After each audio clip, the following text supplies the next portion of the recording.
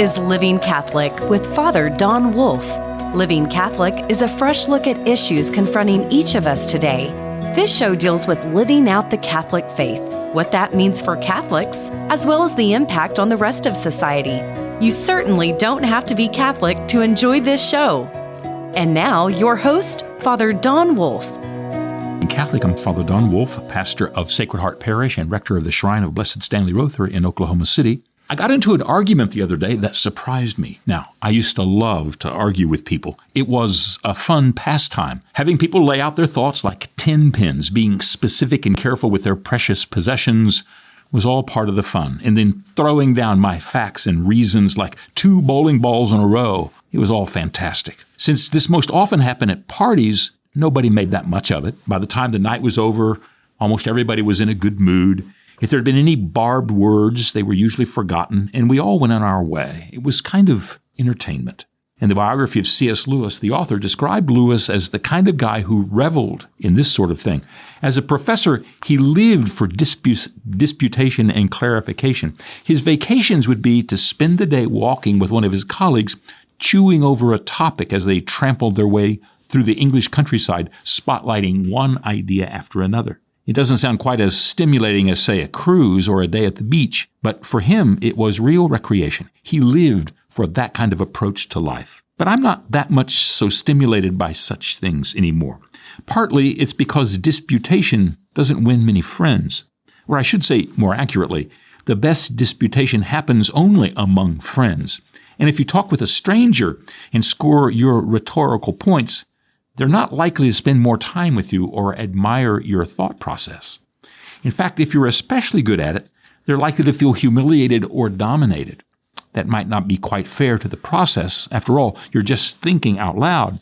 But in our day and time, and I think it's been true in every day and time, people take what they say and what's said to them with a lot of seriousness.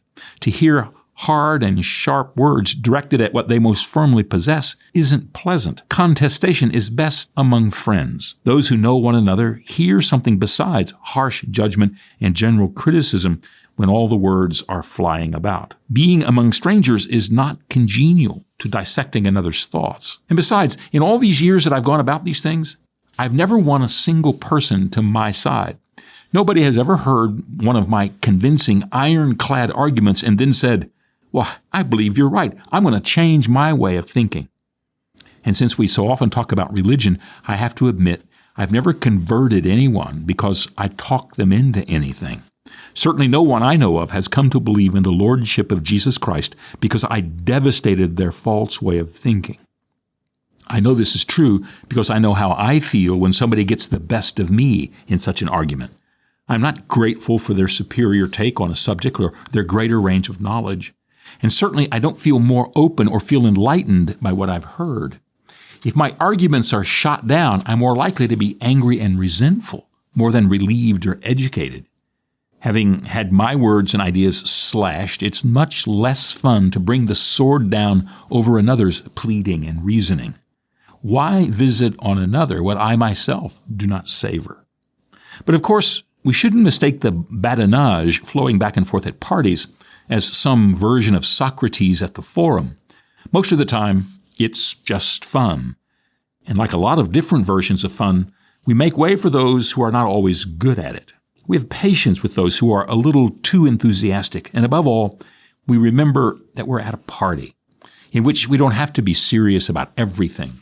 In those moments in which life is greater than the everyday, we can afford to be something other than our everyday careful selves. And this is true especially when we're talking to each other. Maybe it's most especially true then. I was at a party the other day in which all of my collected wisdom went flying out the window. I got tied up in a conversation with a young graduate in which the words ended flying about the room and the passions they triggered erupted over the both of us. What was I thinking? I suppose it had something to do with the day being over, the Chardonnay being cold, and the atmosphere being congenial. That is to say, it was just one of those moments. It's true, it was a party, and I did forget myself. As in other times at parties, this forgetfulness led to some regrets. So chalk it up to immoderation. Anyway, it went something like this. I was chatting with a young woman who had just finished her master's degree. I asked what she was doing now that she's out of school, and she told me, but then explained that what she was doing was only temporary. What she really wants to do is to be involved in transforming society so that it becomes more congenial to what should be happening. And when I pressed her about this, she told me that she'd like to be a part of making the world fossil fuel free by 2030.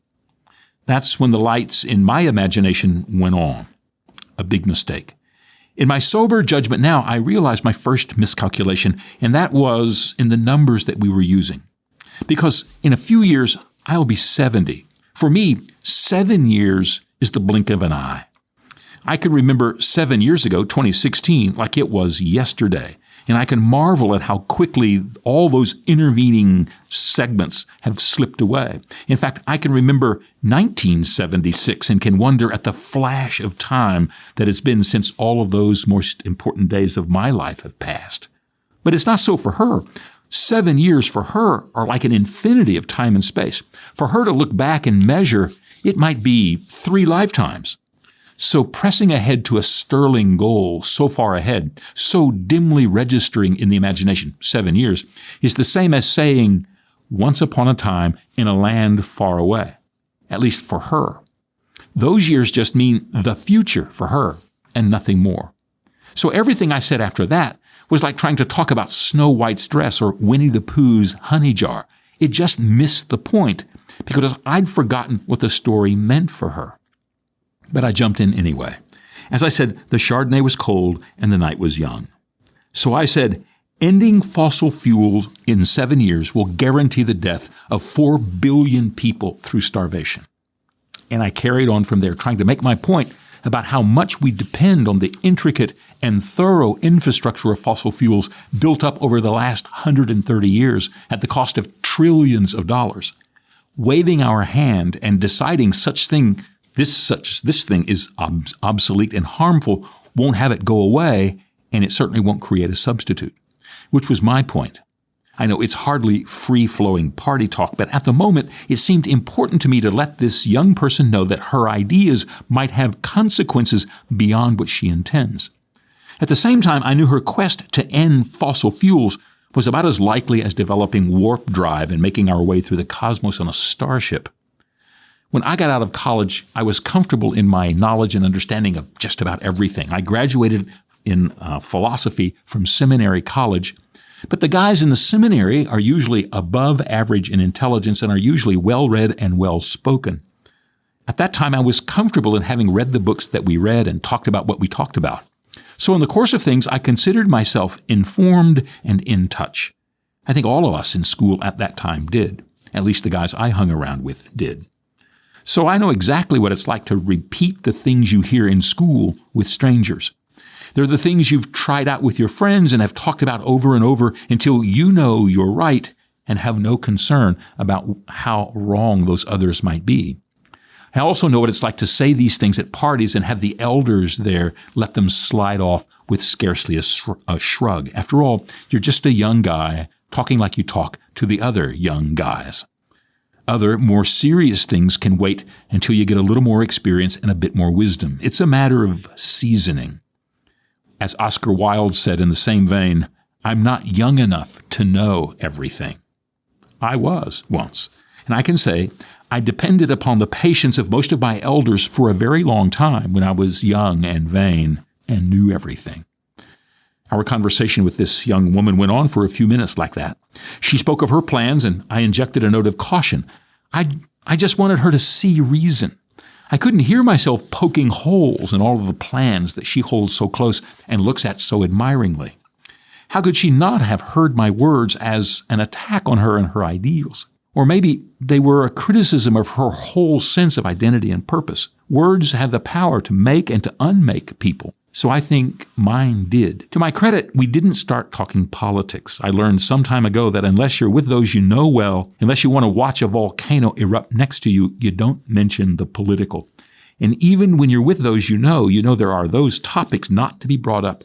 unless you want to hear what you don't believe or what you know to be false spewing out of the mouths of those whom you love. So I remain sober and alert in this conversation. No political parties, personalities, or policies specifically were mentioned. Several years ago in my sabbatical, one of my cousins had called me when I was in Rome to tell me her son would be in town and wanted to have supper with me. He eventually did call me, and we set up a time to meet in the middle of St. Peter's Square, and we went to supper together. Now, he's a consultant to political campaigns around the country, and I dreaded the possibility of listening to him go on and on for hours about all of the issues of the day. He's congenial enough, but the politics can become wearying. As we sat down, the first thing he said was, "No politics. That's work, and I don't want to talk about work. I'm on vacation." It was a delightful evening. Again, as Oscar Wilde said, the difficult part of running the world is that it takes up so many of your evenings. We decided not to run the world, and our evening was delightful. But with my interlocutor from a few weeks ago, we did talk policies, and it was a real downer. At the end of what turned out to be the first phase of the conversation, I mentioned the book that we were reading when I went to college 50 years ago. It was The Population Bomb by Paul Ehrlich. It seemed to be reasonable and well thought out. His thesis was simple. There's only so much food we can raise, and if the population becomes too large, people will begin to starve. As they do, social cohesion will break down and all we know will become undone. Everybody, all those 50 years ago, discussed it seriously and appreciated its suggestions and its fundamental ideas. Of course, we were just in college. It was just one more set of ideas competing with other sets. And we all mostly went on with our lives in the way we knew how. It didn't have all that much effect on us. Except I heard the ideas used as the justification for all kinds of decisions. It was the reason many of my friends justified not having children. In some settings, I heard these ideas proposed as a reason not to build for the future since we were so certain we wouldn't have one.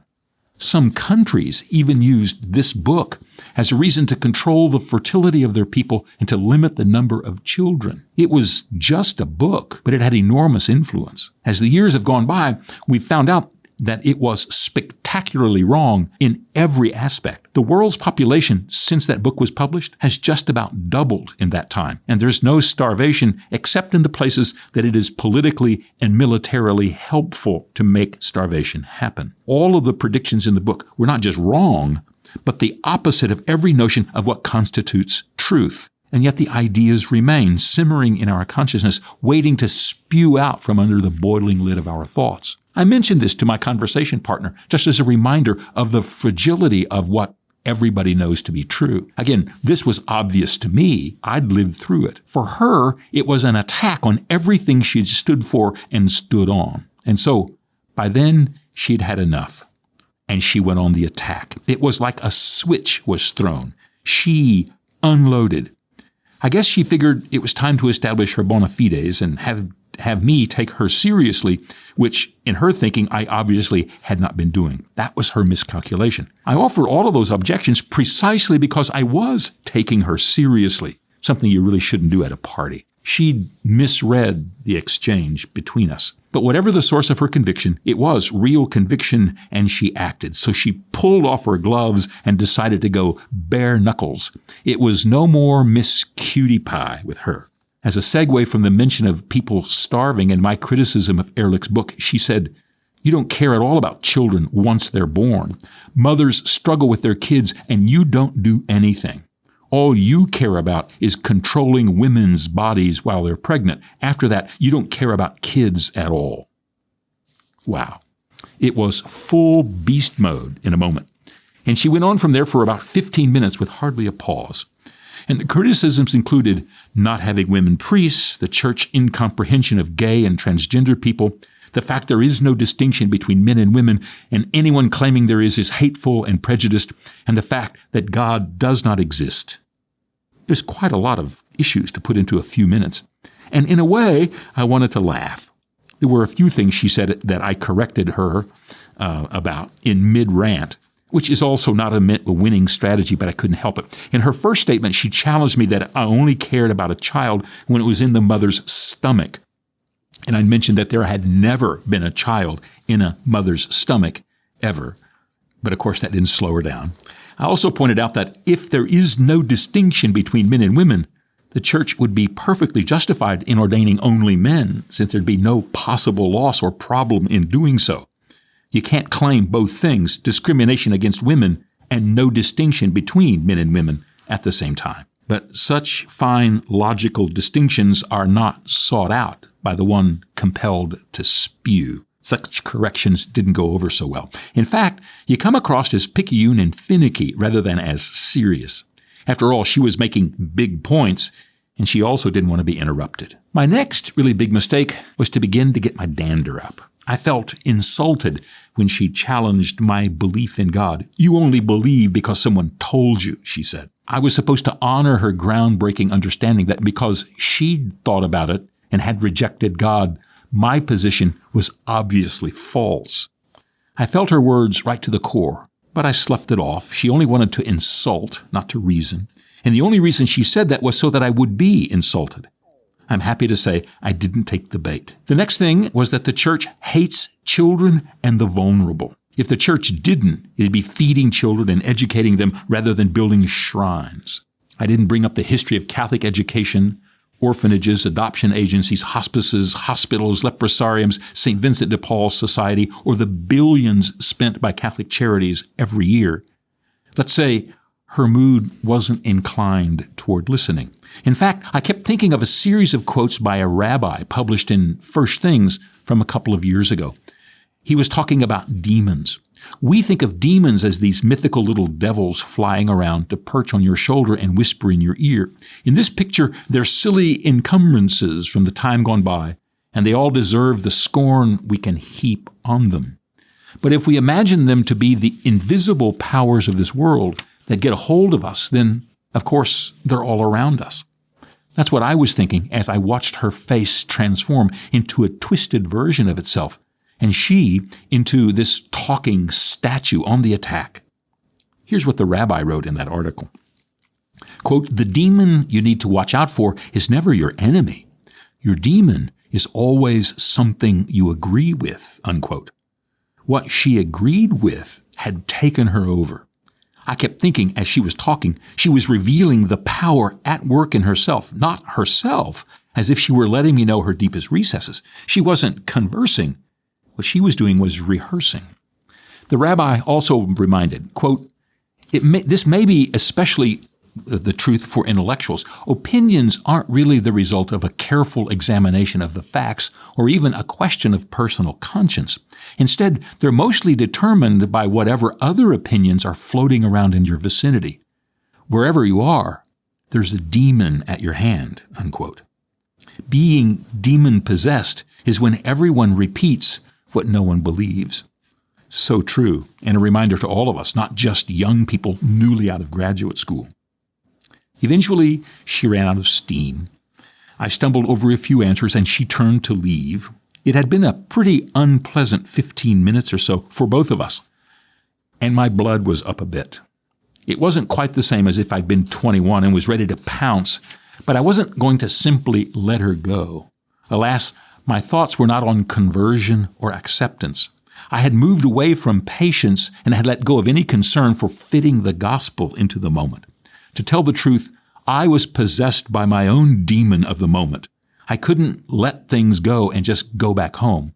So I said, as she walked away, try not to kill too many people as you make the world better. 62 million children killed over the last 50 years is enough. She put up her hands and turned away. And thus, one more time, I allowed my need to be right, to make sure the right things were said, to stand in the way of a moment in which I might have been able to proclaim a word of joy or at least a word of hope. Don't get me wrong, the truth needs to be defended and the falsity of the world has to be defeated before it causes untold death and destruction. And this has to be done by all of us as often and as completely as possible. We should never stop telling the truth, no matter how hard it is to hear. But this was a party, and I'm the responsible one. I had the power to steer her enthusiasms to the goodness of life and to the joy of creation. if I had just been more aware. Sure, she has these opinions and they do shape her life and they are ultimately destructive. But if I had been aware of what would happen as I challenged her, I would have opted for a different tactic. After all, I know she didn't walk away from her time with me more deeply aware of the love of God or convinced of the depths of God's forgiveness. And communicating those things is my job, after all. I am to proclaim the gospel always, not just at the pulpit and not just on paper, but even at parties. And I didn't. But we all live life face first. We only crash into what's around us by hitting it first with our nose. And there's no other way. I didn't know I was turning up the heat on a pressure cooker. I had to find out by doing it. Plus, it had been a while since I'd had a conversation with someone her age and her disposition, and I was unprepared. And being so was my fault entirely. I can't afford to remain unprepared. If I'm going to do my job, I have to do some serious thinking about how to engage all those like her in a way that they can hear. Sure, there's a little part of me happy that she became so angry. I admit it. Getting under her skin has its schadenfreude moment. But we weren't just playing, and the words weren't just party talk. They matter. I have to make sure my words matter in a way that makes a positive, real difference. What I was unable to do was to witness to her. Pope Francis has reinforced the conviction that it is the witness of our lives that convinces, not winning arguments or hammering bad syllogisms. I know it's true. In fact, I felt it when she was talking. Her conviction is that God is absent. According to her, I believe only because others have told me so. But I surrendered my future and my passions to the will of God almost 50 years ago when I went to the seminary. I can witness to the truth that God does exist, and not only exists, but moves and calls and accompanies. My fault was that I wasn't able to find a way to say that to her. The accusations and insinuations were dripping out of her mouth too quickly to find a way to what I should have said, and I was at fault. And I didn't have enough charity. I could have begun with the charity so many have shown me in my life, but I didn't. It's life, face first. Now I know. I endeavored to do better. Maybe there'll be a time, a Chestertonian moment, in which the hammered truth might have its effect on the mind and imagination of the willing interlocutor. And I pray I'll have the words then. For now, for me, it's repentance and charity with a bit of gratitude thrown in. That is to say, it's life as normal for those like me who seem always to be learning how to live this Christian life. Back in just a moment.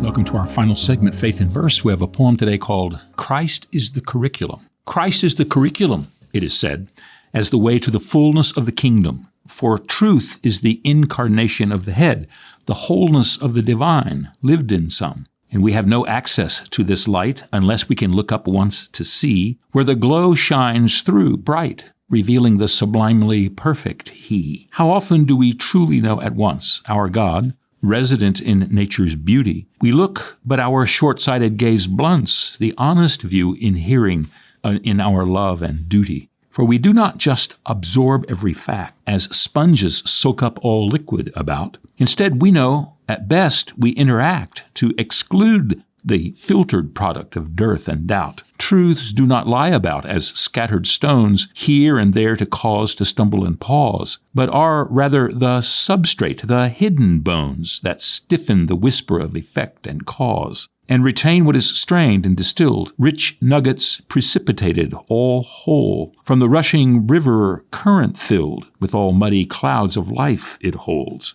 We trust the person of Christ, He with us, that we are blessed with His revelation, all His life and hope, our great plus, which we live at our own elevation. That is, Christ is the curriculum.